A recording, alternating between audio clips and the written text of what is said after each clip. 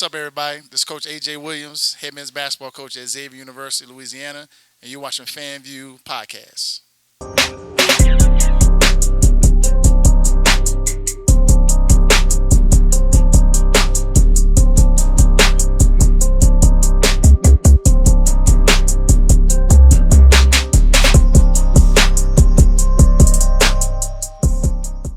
Welcome, everybody. Welcome back. Another episode of FanView podcast. Y'all already know what it is. I'm that boy Fred. G Sports back at it. Coach Hurricane Head back at it again. Y'all already know what it is. We keep the guests coming. We round the clock with this thing, baby. You know that. We can't stop. We won't stop. You know that. G, introduce our guests, man. Gotta introduce He's my our dog, guy, man. guess, AJ man. Williams, man, head coach at Xavier University down here in New Orleans, Louisiana. Been doing this thing over the last 6 seasons, man. Won a conference championship with your third time since you've been there? Third in 4 years. Third in 4 years, man. They produced a lot of All-Americans, all-conference players. I know you didn't get the job done in the national tournament. National tournament, yeah. That's coming, though. And fell to the number one team, man. But we always like to start our podcast with talking about your journey. You know, what got you into the coaching profession and the success, man, you've been having at your alum at Xavier University. Man, so graduated 08 from Xavier, played at Xavier, man, and spent a year trying to go play pro ball. Didn't get the opportunity to go play like I wanted to, so a year later, got a call about the assistant coach position at Xavier, actually. And that started in 09. So Under Coach Dan, no? Under Coach Jackson, yep.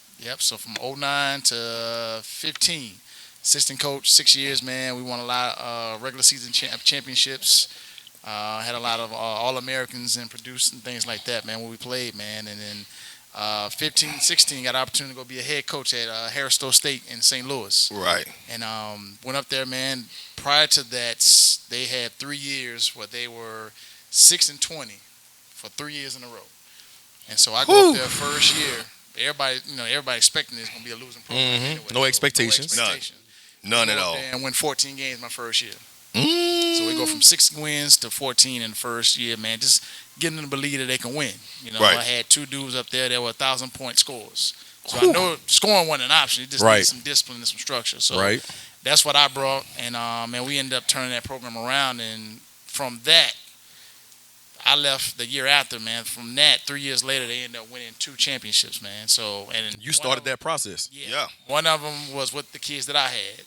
And then another year, the guy had the recipe and the formula, and he just kept it going. And so I'm happy for the university because they needed, they earned that, you know. And then from there, man, came back here. This was 2016. 2016 was my first year here as a head coach at Xavier, man. And first year was rough, man. We went 10 games, 10 and 20 in my first year. Bad. 10 and 20. 33%. Man. Woo! Had everybody questioning, was I the guy for the job? Right. Don't want that on the resume. Right. Don't want it on the resume. But I knew the kind of work that we put in. I knew what we needed to do, and we went back that next year. Man, we won a regular season championship. Got to nationals that year. Followed that up. We ended up missing nationals by like 1 or 2 games. Then after that, that was 1920. 1920 was the year when we really, really took it off.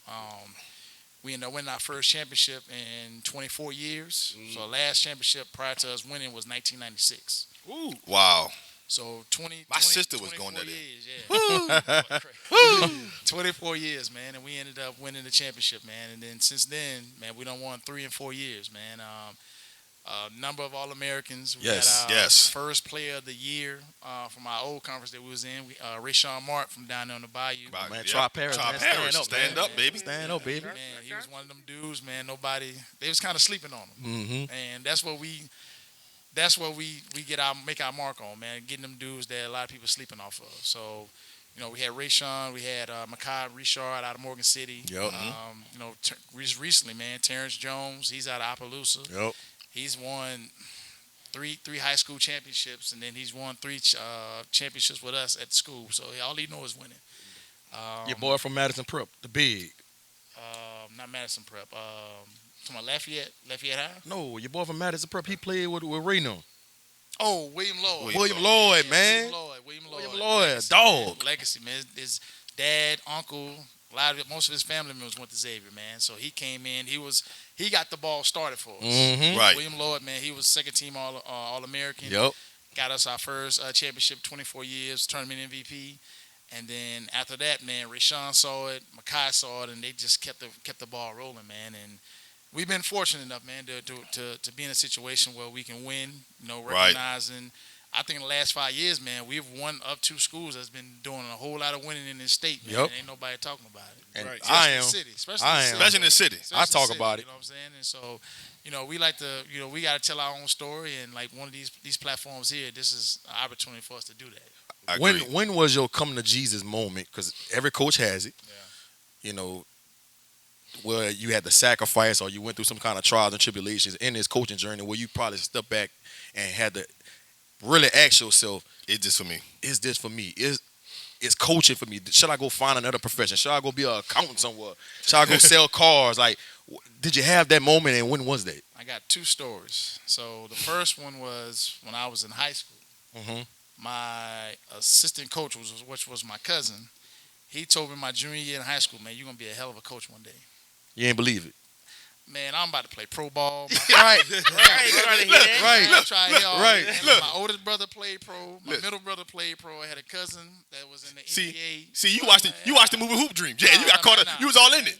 So I knew eventually I wanted to do that because I'm really good at, I feel like one of my niches, I'm good at taking a player from point A, getting them to point B. Mm-hmm. So I've always loved the detail, the work, and the journey of that. So that was when I was in 11th grade. So fast forward to my fifth year as assistant coach at Xavier. That was the moment where I was like, man, I don't know if this is for me.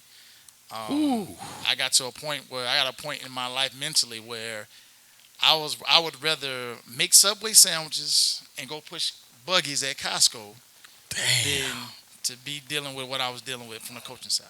Was it like stress? Was it like the pressure, the administration, or like just not getting what you thought out of the program? It was the more work not match, the progress not matching the work. So when you know your abilities and you know your worth, you expect to be put in that environment. And initially I was learning the business of coaching. Right. Starting in 2009, and once I got it, man, it just fast learner. So once I got it, I'm like, man, I'm about to run with it. Right. And then, when your running gets stagnant at times, or your growth is not as fast as you want it to, then it kind of puts a hindrance on things. So, man, it got to the point, man, I'd rather go push buggies at Costco and make Subway sandwiches than to do this, man. Right. And I had, one of my bosses told me, man, look, you can't quit. You can't quit because it's hard to get a job when you don't have a job. Mm-hmm. So stuck it out, man, and then the year, 2 years later, man, got the Harris-Stowe State job in St. Louis. Went up there, man. Everybody was like, man, don't take that job. It's a losing program. Right. 6 wins and 6 in the last 3 years. Don't take that job, man. You gonna it's suicide basically. Yeah. Man, I was like, man, anything's better than this. Yeah. At this point right now, anything's better. Right. And so, man, I went up there, man, naive, not knowing, like, man, you in the jungle. Right. Because that was a time where all those murders and stuff was happening in St. St. Louis. Louis. Yeah. I didn't even think about that. Was that Sterling? Sterling. Yeah. Sterling. So all that I stuff forgot was going about on that. Missouri. in that area, man. So You really took a chance. I went into the jungle of all that, man, and still making our mark in the community, still doing that piece, man, and just getting young black men to come together for a purpose, man. And, man, they believed in me. The president believed in me. AD believed in me. The students started buying in, man. We had some signature wins, man. We won our first conference game. They ain't won a conference game in 3 years. Damn. So we won our first conference game on the road. They went at home but down on the road. Won our first conference game my first year. Then we ended up playing Lincoln University. That's up there in Missouri also. Mm-hmm. They were 0 in like 80-something against them lifetime. Damn. We went in there and won out. They came to us and we ended up beating them for one of our homecoming games. And that lit everybody on fire. Like, yo, we really got something, man. And from there, we just kept on building, man. And made it attractive for people in St. Louis to, hey, man, I'm going to go to Harris-Stowe. Yeah. And now it's crazy enough because a kid in New Orleans is actually going up to Harris-Stowe. Beanie, Amos? From Landry Walker. They went to Delgado. Shooter. They went to Delgado, yeah. He's actually going up there to go to school now, man. So I'm sure you gave him some good advice about the area. I ain't get a what to chance to talk expect. to him yet, but I will. I definitely will, man. Okay. Go here, stay away from there. Don't do that. Right. I definitely will. Right. But listen, here's the question I have for you. All right. Obviously, coaching at an HBCU, it's not always about basketball. Getting kids to come into there. Talk about the heritage of you coaching at a school like Xavier. Getting kids in there, not just talking about the basketball aspect, but how they're going to represent and carry the HBCU brand. Man, like you said earlier, man, Xavier has his own brand across the state. And so when, we try to match our athletics up with our academics and with the culture and the name of Xavier. Yeah. And so when we're doing our recruiting, bringing kids on campus and stuff, man, we got to go through different checklists than everybody else have to do. Right. You know what I'm saying? Because everybody else can just get a normal kid come in here. Correct. And cool, we're going to make it work. Not at Xavier. We got to go through, okay, what's his work ethic like? How's he in the community? How he treating janitors? How he treat his mom and daddy? Is he a self-motivated? Is he, do I got to start his engine? We got to go through all those checks and balances, man, just because. And then on top of that, can he do the academic work? Correct. You know what I'm saying? So we got to go through a different channels just to make sure the kid's going to be successful. And that's our whole thing. We want to make sure we're putting him in position where he's going to have success, man. And it's a challenging job, because, like you said, we're the only school in our conference that has academic requirements. Right. Like high academic requirements. Oh, yeah. It's not easy to get in Xavier. No, it's not. Xavier is one of those HBC schools where I consider it's like an Ivy League of HBCUs. That's exactly what it is. It's an Ivy Exactly League. what it is, And it's more than just, going to HBCU. Nah, that degree carries a certain level of representation, not just in the state of Louisiana or in New Orleans, but nationally. Absolutely. It carries a lot of weight. So when you think about as a kid, you got to not just recruit him to play basketball, but you got to get him to understand what this means. Absolutely. And that's the biggest thing, helping them understand the history of, well, not only Xavier basketball, but what alumni then came out of here. What's the history and the understanding of, when you come out of here, this is what it could look like. Right. We have former players who are pharmacists. We have former players who are orthopedic surgeons. We have former players who are OGBYN. We got lawyers. We got FBI agents. We got entrepreneurs. We got coaches. We got all that. The guy who owns this network.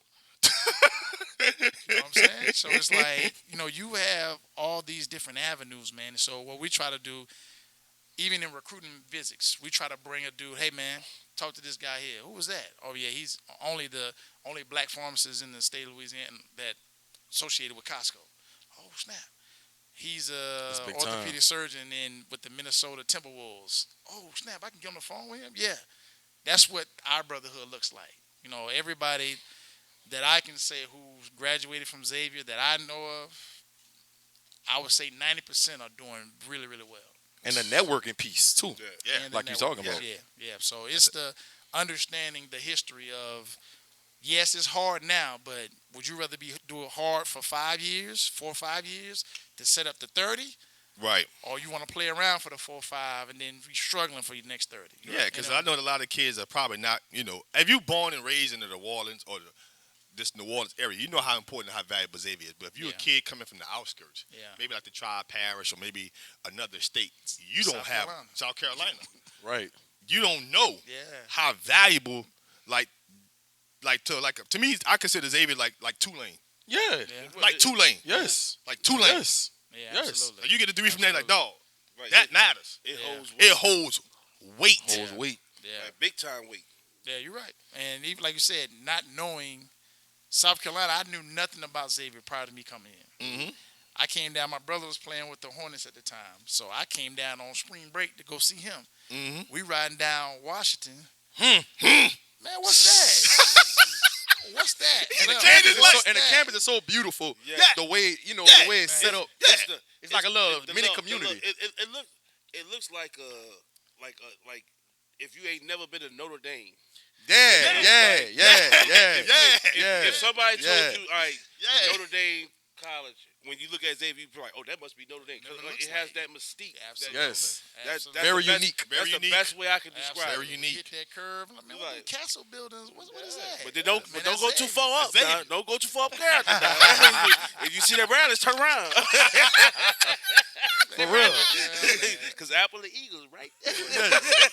Yes. Man, we went on campus, bro, and I'd never the HBCUs I'm used to: South Carolina State, Benedict, Claflin, Y'all count Morris. Benedict? Well, you in South Yeah, Carolina. I mean, I get it. HBCU, you know what I'm saying? So the HBCUs I'm used to, like, you don't get to see what I saw my first time. Right. I get on campus, man, people throwing football in the yard, people having lunch on the canal, people in big circle groups. Like, normally when you see big groups like that, man, something about to go down. Like Yeah. a You know what I'm dice game saying? coming up. So I seen, yeah, she's studying to be a dentist. She's studying to be an engineer. She's studying to be a pharmacist. Like, I keep I've noticing never you keep saying It she, open your mind she, up. and she. Hey, you know, you you picked know, the you college. know, you Yeah. know, you Yeah. know. Yeah. Man. So I'd never seen that, man. That was different for me, man. And I'm walking on campus, man, just feeling the energy of everybody on campus, man, from the janitorial staff to the faculty, the students. Everybody was just like, real hospitality. You know what I'm saying? So, What made you even go on campus? man, my cousin was living down here. He actually was living on the West Bank. And he was just taking us around the city because that was my first time in the city. And we just, like I said, Washington, coming from uptown. Yeah. To Washington, made that right on the canal. Man, we busted right on Pine. Yep. Went on campus, we walked around, man, and we found our way to the gym. Saw Coach Jackson, man. Like, I play ball at this D3 in North Carolina. We just shooting, man, just working out, man. Then all of a sudden, got finished working out. Like, yo, I got a spot for you. Just like that. Just like, Man, I'm that's like, crazy man, how things happen. Man, it's crazy. And then from that was 03. That was my senior year. Senior high school. 03. So from 03, I've been here. I got here the Right before fall. I got here the summer of 03. I got here the summer of 03. we just graduated. Yeah, high we school. just graduated. I was heading to Southeastern. Yep. I was heading to Hammond. So summer of 03, I got here, man, and it's since then, man. Outside of 2 years, I've been here. Wow. Let me That's ask you- crazy. Let me ask you this question from the coaching aspect, because I don't think people realize how hard it is. You left an established program in Xavier to get your first head coaching job. Mhm.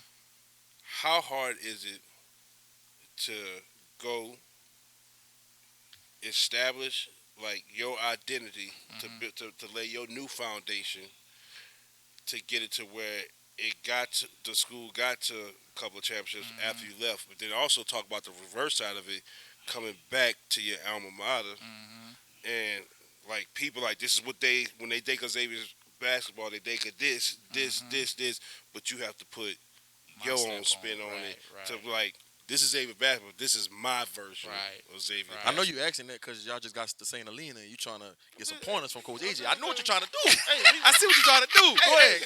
I'm gonna let the OG talk. I see what you're trying to do. We made it to the second You trying to have a round. little. You trying to have a little therapy too. Why not? I see. Why I see. not? I Iron see. sharp as iron. I see. This how you grow. You're right. That's You're right. it, man. So I got two. Mine is kind of a twofold. So going to a program, having to establish my identity of what this team can look like, man. It's tough, man, because you don't know what's there first of all, player wise. So once we identify what we had, okay, this is what we can build around that. What you don't know, I was the only coach. So wait, you ain't had no assistants, no. I ain't know that part. Whoa. I did not know that part. So you had Wow. to do Find a game staff. planning, like travel logistics and recruiting all by yourself. I'm gonna get back to that. Damn. Yes. Yes. God damn, you So, need a raise. I was a one man band. Wow. My crazy enough. So my former player had just took a high school job teaching in St. Louis prior to me getting up there. So somehow way I got him to kind of, hey man, I need your help. I need your help, bro. So he working a full-time job, coming to practice afterwards, and then going home. So So I was able to get him to help, and then I had another dude on that was in school as a student assistant. So I got him to help because he was familiar with the program, and he know a lot of the dudes already. So I got those two dudes that helped me.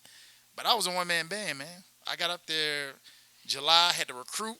I'm in police leagues, summer leagues. I'm calling JUCOs. Like, man, you got anybody? Like, I'm hustling. But not just anybody, somebody that can get into this school academically. Now, Harris Stowe is different. they I can get anybody in school. Right. Stowe. Right. Ain't no shot. I'm just being honest. Right. I can get anybody in school. So I was like, well, cool. I know what I need to do. And I can get them in summer school. I can get your grades back up, man, get you eligible to play. We good. So that was the benefit of being at the school. But on top of that, had 3 scholarships. Oh. So total 3 scholarships. 3. Pell Grant it is. Pell Grant. Now school didn't. If you're in state, school didn't cost that much. So I was able to get. So you had in state, and then you also had bordering states. So any state that borders Missouri, I can get in-state tuition for. Okay. Really? Yeah. So I'm going. So I'm assuming it's maybe like Nebraska. St. Louis is here. 3 hours, Kansas City. Yep. 3 hours, Chicago. 3 hours, Indianapolis. 3 hours, Memphis. Well, you was in a good spot. I was. Oh, you yeah, was in a I good was spot. rolling. So if you're not a hustler now, you're gonna be like, oh man, I can't do this. Right. Man, let's go. Got the school car. Got the school gas card. Let's roll. Kansas City, Chicago, Indianapolis, Memphis. Ended up getting some kids, man, and made it work, man. But yeah, one-man band, morning sessions. I got to open the gym up, get your shots up. I'm doing my workout. I got to do all scouting reports. I'm doing weightlifting. So I'm the strength conditioning coach. I'm doing film editing and breakdown. Oh, by the way, yeah, you got to drive 15-passenger van to the game too. Wait, you? Yeah, me and my assistant that's working a full-time job. Wow. You want to talk about a journey? Nah, it was a grind, dude. Ooh. But I was, again, rewind back. I would rather grind with all caps. You were stagnant. Either Costco and Subway sandwiches or go do this. I'm in heaven. I love basketball, man. I'll do it. I'll do it again. You know found your why. Found my why. Building young men, helping them get to the level that they want to get to, man, and pouring into them things that I knew I got. I want to do the same thing for them. And so now I got to reestablish a whole identity because their whole mentality was losing. All they knew was losing. That's all they knew. So turning them, man, we ain't losers. I'm not a loser, and I don't associate with losing. So if you losing, get out. Right. Straight up, first day. Straight up. Set the standard. Set the standard, man. Them dudes just went to work, man. And I'm forever grateful for the university, for them players, man, because they set the foundation. The next year, they end up going back and winning the championship. And I knew what could happen if we would have kept everything together. I knew we was going to win. You know what I'm saying? But it was like the chance of a lifetime to go back to coach at my alma mater. It only happens every 15 years or so. Right. So I was like, if I don't take it now, I'm going to be 60 by the time we come back open again, you know? And I'm like, ah. So it was a hard sell. It wasn't easy. Everybody like, oh, you definitely going. I'm like, it ain't that easy because I know what we can do here. Yeah. I know how fast we can win here. Yeah. And what that can do in the Midwest and everything. Yeah. Man. But like you said, having the opportunity to go back to my alma mater, man, it was priceless, man. So to come back to Louisiana, come back to New Orleans. Yeah, they got to be something in the water down here. Man, this place saw me grow up as a man. This is where you met your wife? They met my wife here, man. My best friend. Told you, something in the water. My teammates, his wife and her are best friends. Look at that. And so that connection, man. The wingman. The no-look pass. Yeah, wingman.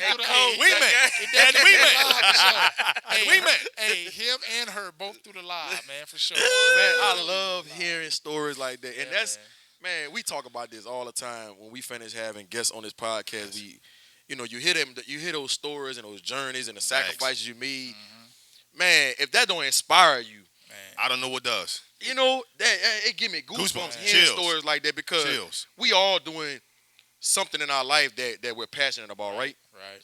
And you go through those bumps in the road, those trials and the tribulations, and make you that's why I want to know what was your come to Jesus moment, where it make you sit back and be like, man, should I be doing something else? but it makes it all so much gratifying. Like where you at right now, man, you the most successful coach they had in Xavier history. Like, Man, I just broke a 5-way tie for the most championships in school history on the men's side. exactly.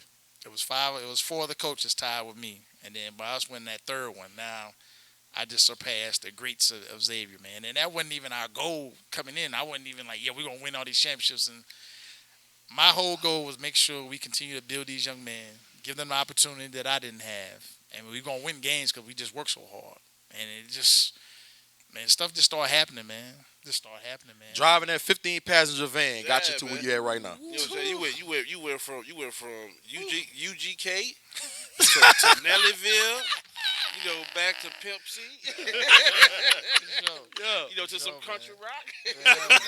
Yeah. But those same qualities now, though, that I learned at Harris Stowe, I'm still doing that now. Mm-hmm. So I still do scouts. You kept that foundation. I don't do all the scouts, but I split them up amongst my coaching staff. We still do scouts. I still recruit. If something lacking, I'll go pick up the slack. Because that's your foundation. That's my foundation, man. I washing clothes. I go hang stuff up. I go logistics. We getting on the road. Man, I'm calling hotels. Hey, man, look, we about to have our team come. This is the hotel, food around the area. I still do that. You know what I'm saying? Because hypothetically, if there's an opportunity that helps me advance, maybe I might have to go take an assistant coach job. I don't want to have to relearn those tools. I see. I still know how to do scouts. I still know how to recruit. You put your pride to the side. Yeah, man. It's about us. Like, for me, when I wear this right here, this is about everybody who done wore this shirt before me. This is our program. It ain't just yes, I'm the face of it. Yes, I'm running it. This is our program. And so I let it be known, hey, man, I know what happened in the past. It's the past. This is our program. Come be a part of our program that we put blood, sweat, and tears in. You know what I'm saying? That's big. That's huge. That's major, especially with the success you've had over these last 6 years at Xavier. Let's kind of rewind a little bit, man. Growing up in South Carolina, for people that's watching the podcast that don't know, he's the brother of Shamai Williams, in my opinion, one of the best guards to come out of North Carolina. Shooter.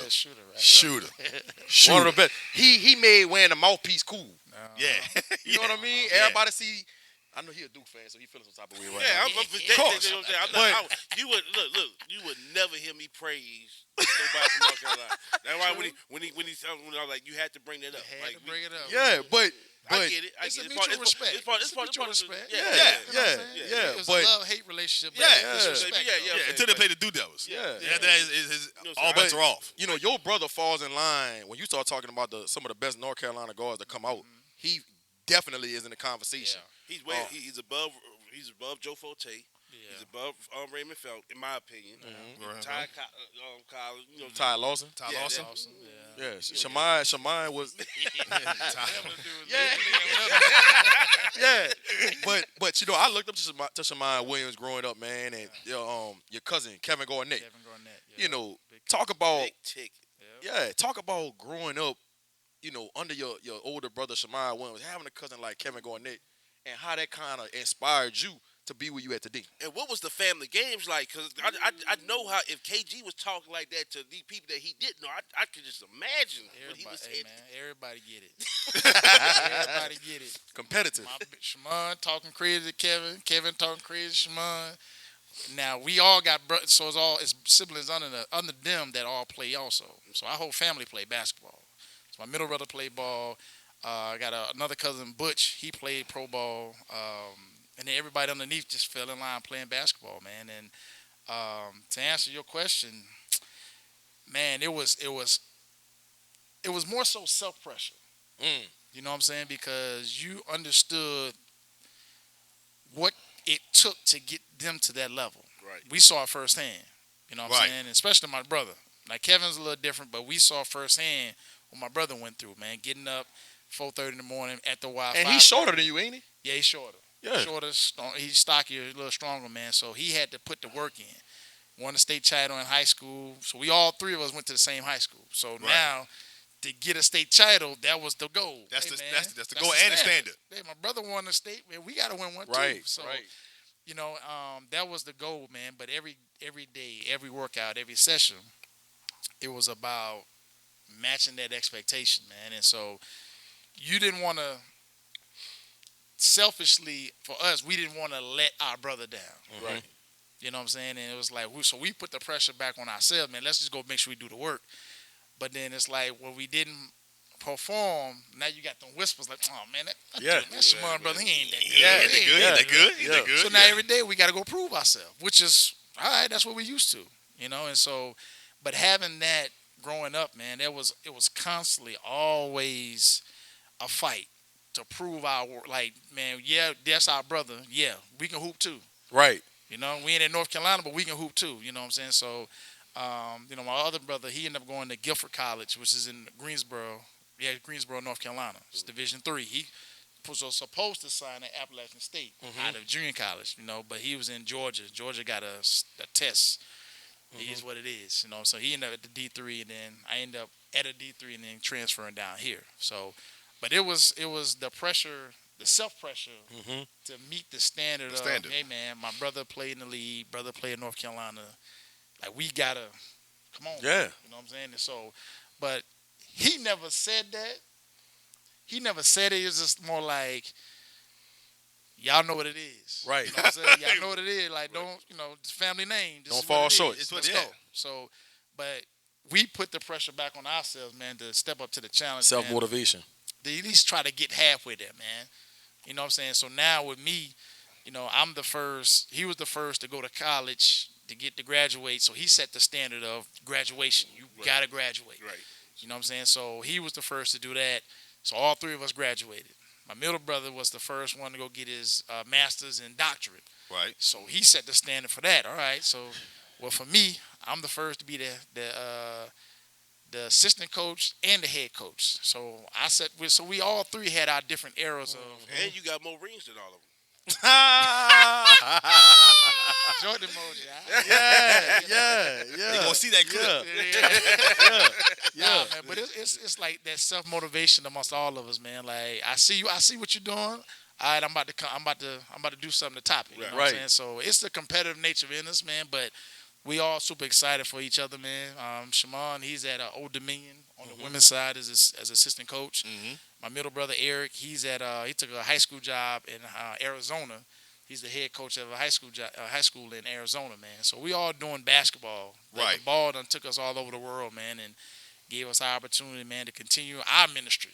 Yep. Our ministry is basketball, Yep. man, pouring into the young men and helping them get from point A to point B. Now, how was it going to those North Carolina games back then, though? Man, How was it? It only matter when they play Duke. Because how much younger are you from Shimon? Shimon is 8 years old. So I was when he was like at North 11. Carolina, he was like 19. Yeah, I was like 11. Oh, you was Yeah. probably like a kid in the cannon store. Man, So that's man. Chapel Hill? That's I've Cor- that's never the been to Corey Chapel Hill. Crazy. Corey McGetty. It's crazy.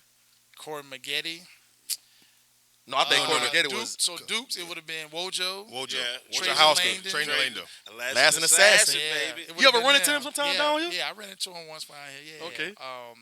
No games, man. I still like vividly remember those games, man. I still remember going in the locker room, hanging out with Antoine Jameson, hanging out with Vince. Yeah, that's I man. remember McTaw. I used to be hanging with all those dudes, man. Like, they see me, they're like, oh, little brother. Yeah. Like, little Right. brother. So you was like that little kid in the locker room. I was around. In the summertime, we would go up there to the team camps. We'd be around, hanging out with them. They in the gym playing and shooting. We on the other court, just dribble, you know. So And that's when North Carolina was man. putting them out. Put them out, man. 5 stars, at least 6 All-Americans. Yeah. All-Americans Yeah. every year. Yeah. Yeah, you Every talking? year. Yeah, Every Antoine year. Jameson, Vince Carter, around that time. Ed Cole, huh? Yeah. So Golden. his freshman Sean year, May, Tyler. was Sean May It was the was second. The Stackhouse. second. it was Stackhouse, yeah, Rasheed, Yep. Donald Sheed, Williams. Yup. Jeff McGinnis was there. Forgot about Jeff I McGinnis. forgot about Jeff McGinnis. God. Then you had Vince came, Antoine came, Ademola, Ademola. McTaw, and then once Shimon was on the back end of leaving, then you had Braden Haywood came in there. Mhm. So he played against the dudes, man. I seen all those dudes, man. You know what I'm Yeah, saying? they faced the Elk Brands and the Shane Baddies of the world. Yeah, they got to Yeah, play. we demolished them. Yeah. So you've been to North Carolina Duke game at Duke before? Not at Duke. Okay. Nah, I went to Carolina. Listen, brother, it's all about Cameron Endo, baby. I didn't get to go. I went to Carolina. I got to see Curtis Staples. Remember that name? Curtis Staples from Virginia. From Virginia. And I don't remember him. I don't remember him. The Wake Forest days. I got to see all of those from the Wake Forest days, man. That's not Tim Duncan era, huh? It was Before, it was 1 year. It was 1 year. Because he was there 2 years at Wake Forest. Tim was at 2 Okay, years so there. then Chris Paul came like. Yeah. Chris Paul came out in 03. No, it was somebody else before Chris Paul. Bosh had that 1 year. It was like a No, dark Chris skin- Bosh went to Georgia Tech. He went to Georgia Tech. I'm dark sorry, he went to Georgia skin Tech. kid. Josh. At Wake? Yeah, Wake Forest. He wore a headband. He was dark skinned and wore like I remember because it was like right before Chris Paul was like the last of them. Okay. He But played yeah, that for was a Mavericks. I know hell Chris of an spent 2 era. years at Yeah, Wake that was an era. Forest. Georgia Tech was rolling. Yeah. So yeah, Georgia Tech that was rolling. Duke was rolling. Virginia was rolling. That was Marbury in them era? That was Or was that Kenny Anderson? That Kenny. was who was You that had to be guy Kenny there? because Marbury was in the league. The by lefty. It had to. It was no, Kenny Anderson was Travis left. Best. Travis Best. Best. Yeah, They played with the yeah. pieces. Yeah. They played with the pace. Yeah. Yeah. Forgot about Travis Best. Yeah. Bro, had his career high against them, man. At Bruh. Georgia Tech. Oh man, lit them up, bro. Lit them up, man. Lit them Damn. up. Travis Best was a That's baller, what bro. ACC was the ACC. Yeah, So it when was you rolling. when you see in this, though, yeah. this is key to me. Whenever Maryland was starting to come on just a little Yeah, bit Maryland was good with too, Juan yeah. Dixon, Yeah, with yeah. Steve Blake, Yeah. Tough Steve out. Francis, them. It was a tough out. Ronnie Baxter, Chris Wilcox, all them guys was on that team. Juan Dixon. Juan Dixon. Yeah. Steve Francis was there, but then Juan Dixon put him on the map. Yeah. Juan put him on the map. No. Steve Francis put him on the Yeah, map. yeah. Juan Dixon just won it all. He But took Yeah, it yeah, over, yeah, with yeah. Blake. Steve Him and Francis Blake. ain't Yeah. beat Duke. Juan Dixon and Steve Blake. But I'm saying Steve Francis made Yeah, Maryland he- right, attractive. Yeah, he When did. he got He there. did. He did. Yeah. You know, He but did. He did. my point is, growing up and seeing all that, Yeah. that I think that's why you're so good of an evaluator. Because when you grow up seeing that and seeing different types of basketball like that and seeing so much high level basketball, High level. you know what you're looking for. You're looking for certain traits that you've seen over the years. You've seen so much basketball, and I think that's why you find so many diamond in the roughs to come to Xavier and why it has translated into you winning so many championships, bro. It makes all the sense now. You're right. You're right. It's crazy because me and the women's coach, Coach Browder, we had that conversation earlier. He was like, man, you brought a kid in here, man, 4 years ago. Brought a kid in here, man. He's like, man, I don't know about this kid. Right? Because he's not his best attribute is not him scoring. Right. He does everything else on the floor. Glue guy. Everything. Quick to the ball, great instincts, rebounds, tough as hell. It's more than basketball than putting the ball in the hoop. Dog, he's been the absolutely glue for our team for the last 4 years. Mm-hmm. But nobody has him big on their radar on their scouting report. He's the guy. When he's not in there, we're a different team. Yeah.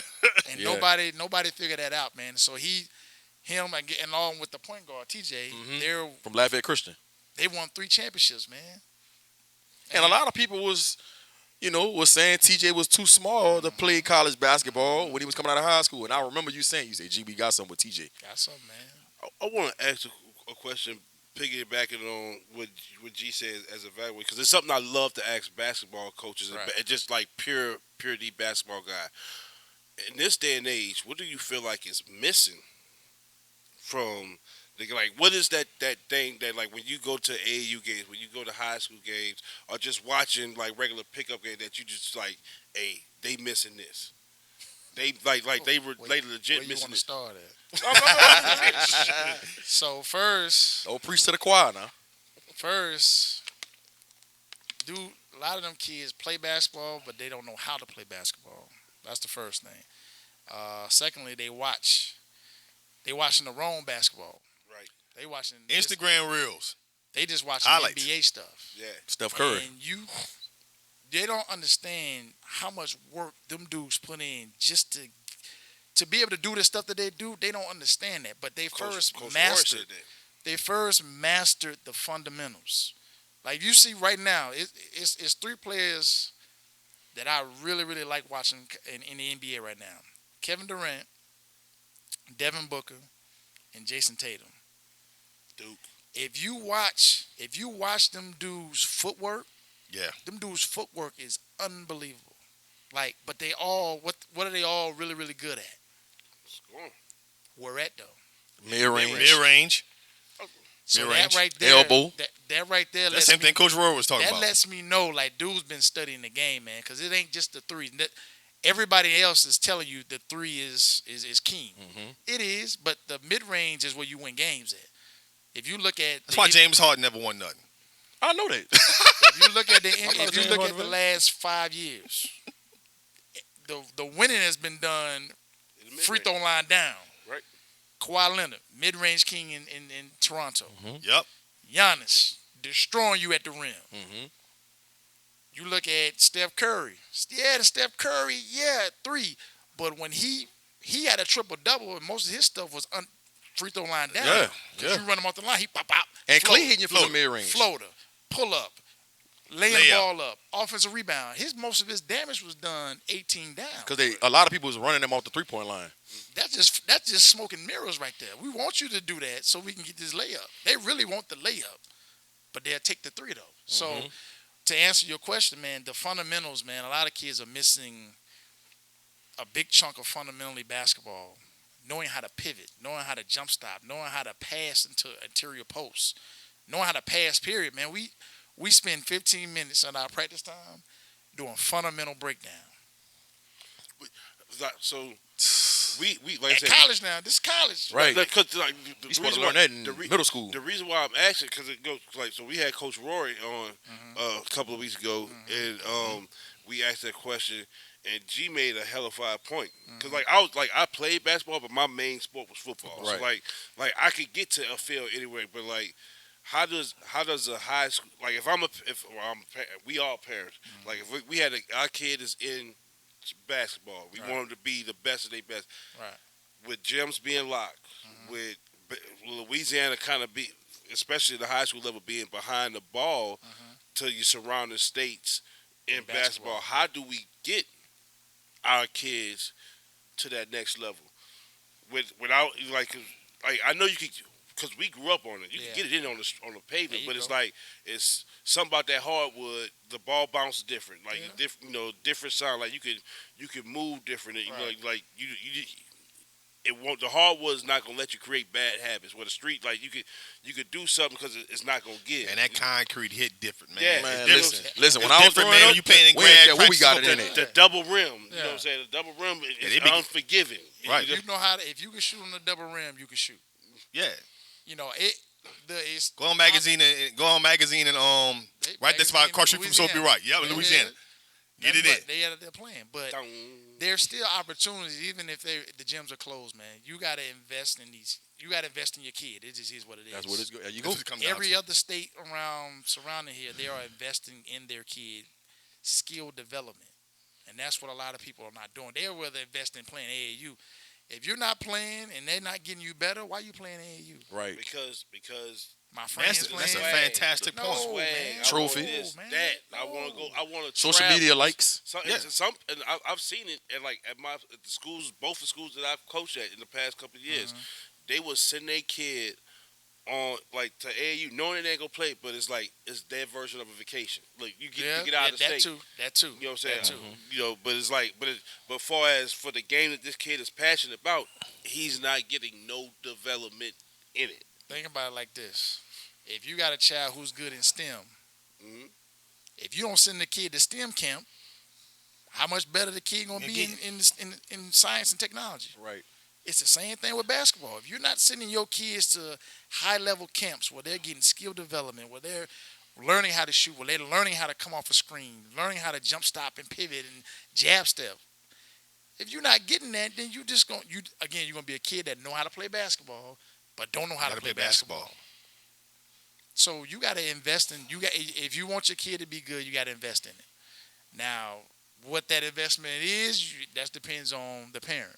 You know what I'm saying? But getting your kid around somebody that understands the ins and outs of the game and that's going to help your kid build. Like, if it's me and I got a 8th grader about to be a 9th grader, we're going to spend 2 years just skill development. We ain't playing no AAU ball. That's just me. We're going to spend if we haven't been doing it already, we're going to spend 7th, 8th, 9th grade grinding in the gym. But you don't want. All right, and I understand where you're going with that. But don't you want to see them test it out? Oh, we're gonna test it out. We're gonna go play and we're gonna go play. We're gonna play high level basketball. I'm getting them into high schools to go to play against them dudes. I'm not traveling though. We're we're going to take them and we're going to play here. Now, when they after your 9th grade year, now it's time to get seen on AAU circuit. Gotcha. This dude, 5-star. This dude, 4-star. This dude, this, that. All right. Let's test it out with them. Let's go to work. Let's go to work. Now we about to, where this kid come from? Right. He been here. He just ain't played AAU ball. So now the work has been done. So now when the work is done, now it's time to go. Let's go show it off now. That's the same thing. Like you want to be unrecognizable for in a year, disappear for 6 months. Go get a skill. Work on your body. Eat right. Now you come back like, dang, but what you been doing? Mm-hmm. It's the same philosophy, man. Mm-hmm. So invest in the kid early, but not too early. Like a lot of them kids, like you seeing it now, and Zaya, he's from South Carolina, man, but his body breaking down. He breaking down because he been doing skill development since he was 5 years old. A lot of wear and tear. So you started. And he's not actually old as a person, but from a basketball standpoint, miles on him. He got a lot of miles. Body breaking down. Javante Smart talked about that. He a powerful guy, so it's like it's twerk, pounding, jumping. You want to be athletic, okay? Pounding, jumping. Derrick Rose. Yeah. Like he got to reinvent his game now. Like all that stuff matters because you've been playing at an early age. You've been training early age. So now, when you do finally make it, like Zaire can't. He's not even gonna be able to enjoy his NBA career. Right. He's gonna be 10 years less, but that's the beginning. You're seeing now the beginning of what's about to happen in the next 10 years. You're seeing it now. You talking about like for him individually, or you talking about league wide? The players in general. And it's funny you said it because you see way more injuries in the NBA than ever before. Ever before. Like 10 years ago, man, you ain't see all these people injured. Man, it seemed like the injury report is like the NFL report when you look at the injury list. I'm like, damn, that's a good point, and I never really thought about that. I never thought about that. Now that you think about it, because I think about never thought about that. When we was growing up, and we would watch it, the NBA stars, off season was an off season. They'll do like little stuff here and there, but like now your stars, Drew League, pulling up at this. That's cool. They love the competition. Yeah, that's good. That's great. You know what I'm saying? But then you doing that on top of playing in the Olympics. Not on top of getting me right. I'm trying. I'm going away and I'm working on my skill. Now you see the dudes who do that. What they at? They top 75 in the NBA. Mm-hmm. Giannis goes away, does that. Dame Lillard goes away, does that. You don't see Devin Booker playing in all them leagues like that. Right. No, I'm about to go work on my craft. I'm about to come back with something to add to my game. Yeah. Because what happens is a lot of them dudes play together. And so as they play with them dudes more and more, they start figuring out your tendencies. Right. So now when it's time to play in the regular season, I know he like to go left. In and out left, pull up, snatch back. Now I'm on that now. So now you ain't added nothing new to the year. Right. That's why a lot of them dudes don't like playing with each other, man. Kobe used to say that. They ain't playing with I want to say Tracy McGrady is the only person he went away and worked out with. Yeah, but Tracy stayed with him his freshman year. Yeah, I'm just saying. His parents. Yeah, so they had a different type of bond. But Kobe was he used to say that in interviews. I don't need to work out with nobody. And then LeBron started doing it with. That's probably why. He started working with like Olajuwon. Yeah, I'm gonna work with. Hey, all right, I got the post game right, Kobe. I just want to work. I don't want to work on shooting. I want to work on feet. The legends. Yeah. I'm going to work with the legends because the legends, they out the league. They out the league. I ain't playing them. They ain't playing them. It's nothing that I can do or you can do that is going to like detrimental to each other. Absolutely. Yeah. Absolutely. So that matters, man. That matters. If you want to get an edge on and Kobe was always about trying to get that edge. Kobe, I got to have that edge on him. If I go play with him, he going to know all my tendencies. Think about this. And you just watched the Redeem team, right? Mm-hmm. Yeah. When Kobe got on that team, before they was somewhere. They said, it was in Vegas. We about to go out. Kobe, we about to go out. We go out. We come back in 4 o'clock in the morning. Kobe going to the gym. Yeah, Kobe get up, going to the gym. Carmelo was talking about that. Yeah, Melo, Carlos Boozer were like. But the thing about it, Kobe act like he was going out with him, but he didn't go. Right. So watch what that did to them dudes. Now you got stories like LeBron getting up and working out early. It was infectious. You got Julius Randle recently, man, when I was with the Lakers, man, Kobe like, I'm in my hometown. Kobe like, we get out the bus, we going to work out. He just put a story out. We going to work out, man. He said, man, I'm about to go hang with my cousins. And no, we going to work out right now. So now he's doing that. Now you're seeing these 50 balls that he's doing in New York. Yeah. Julius He Randle killing been cutting up. That boy had 50 points by the third quarter. He He been killing cutting up. because of the work that he disappeared, put the work in. You know what I'm saying? So it's about the work. At the end of the day, it's about the work. All that other stuff, it looks nice. Are you willing to do the work or not? If you're willing to do the work, you're going to separate yourself. Let me ask you this. It's not just you. I'm asking the whole panel. Since we got a basketball guy out here. I just want to know who's that player that it was good that this generation doesn't know about. Like back in the day, You know, good. Like who's T.J. the- Ford. Who? That's a good one. T.J. Ford is one of my favorite players all time. That's a good one. I wore number 11 in high school because of T.J. Ford. I got braids because of Allen Iverson, but I kept them once I saw T.J. Ford. I tried to emulate my game after him. The only thing I couldn't do that T.J. Ford did was jump 40 inches. There you go. That's a good I would say my guy Played was, basketball the right way. I think he only lost 2 games from 9th grade all the way through high school. Only lost 2 games. Him and Daniel Ewing was teammates in Houston. Yeah.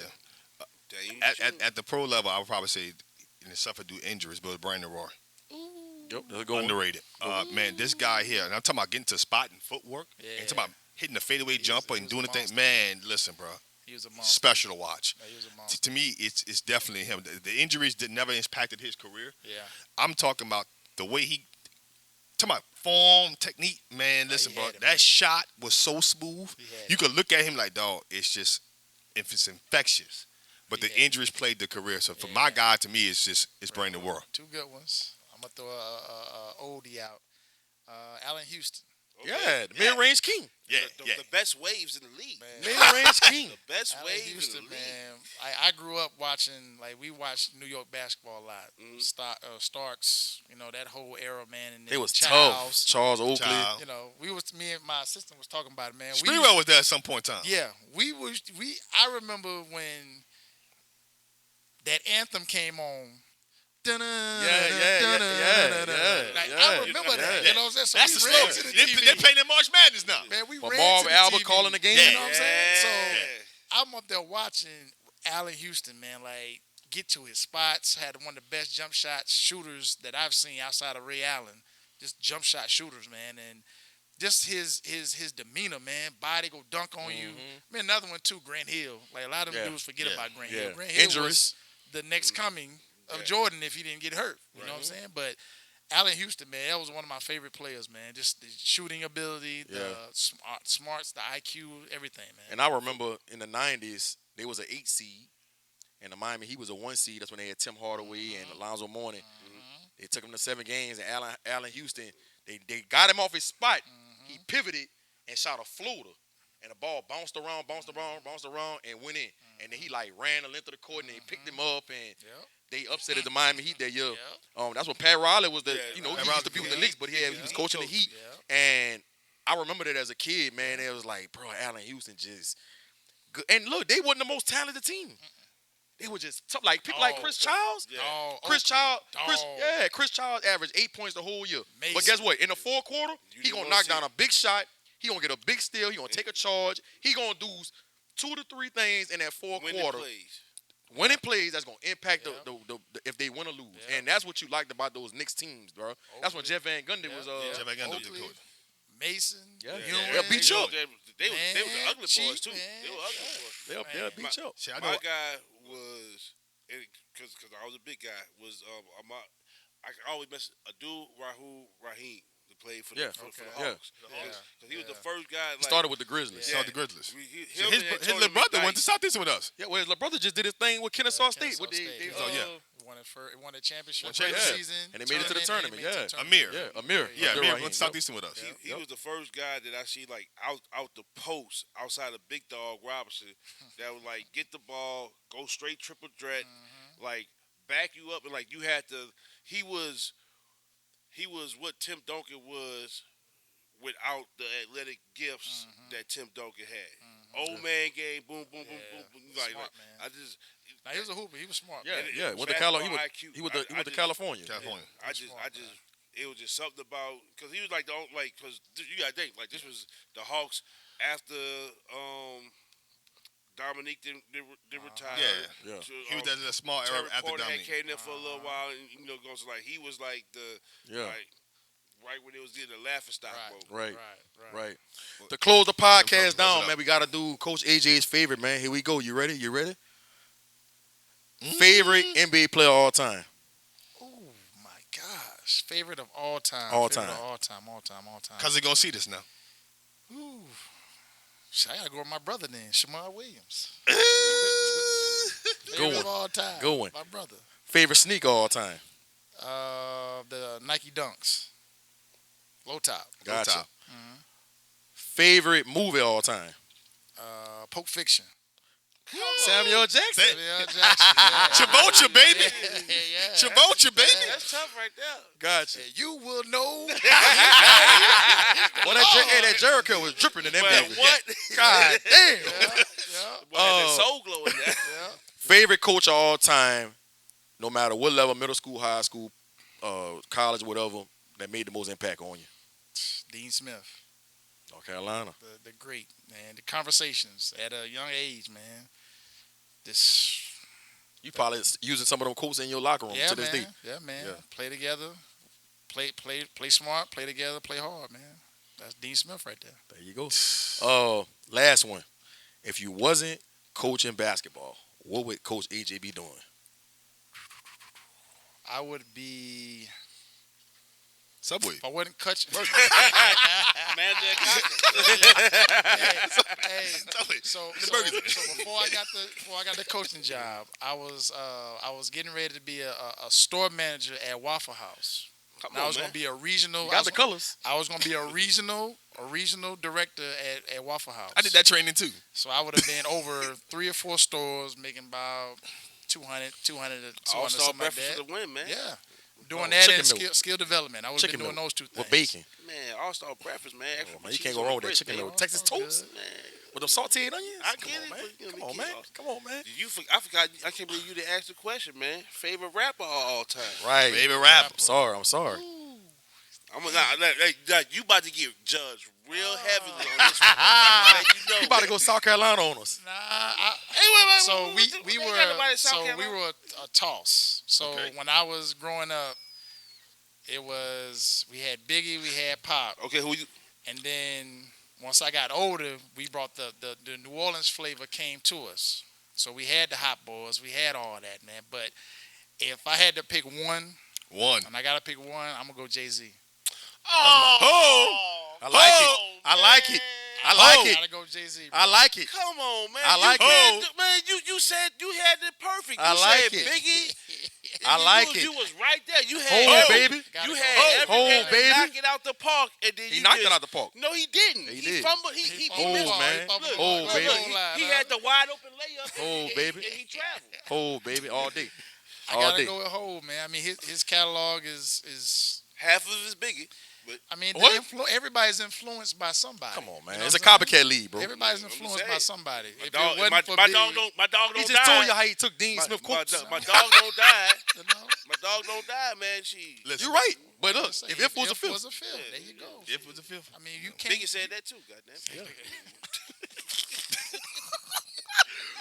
Man, you gotta let this one go. Yeah. You sound a little Biggie's bitter great. over there. Biggie's great. Tupac's great. Them dudes are great, man.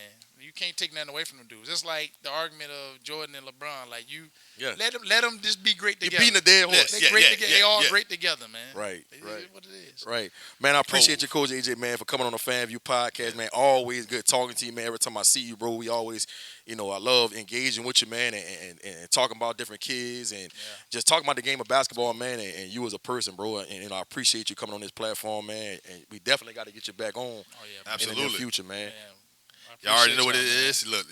Look, FanView Podcast. Listen, get subscribed, like, comment, share it with the friend. Go subscribe to us if you're on YouTube. It's FanView Podcast. If you're on IG, it's FanView Live. If you're on Twitter, it's FanView NOLA. Go subscribe to our page. If you're on Facebook, we also got TikTok. Tick tock. We talking. FanView Podcast. Listen, on any social media platform, you're going to be able to find this podcast. It's the best in the business. Nothing's coming close, especially down here in Louisiana. No one's topping what we got going on down there. The guests are just out the wise one. And trust me, they're going to keep coming. Yeah. They're going to keep coming. They come from South Carolina all the way back to New Orleans. Yeah, baby. They come back to New Orleans. Don't forget, man, share, subscribe to the G Sports podcast. Absolutely. Page on YouTube and on my website, man. Appreciate y'all. Get some Elevate gear. We know that. Always elevate. Elevating. You know what I'm saying?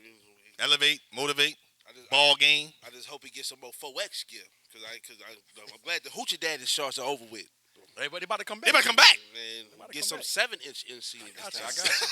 I got Thunder Dyes over here. I got you. We signing out, man. Signing out, man. FanView Podcast. Get subscribed. Get locked in, man.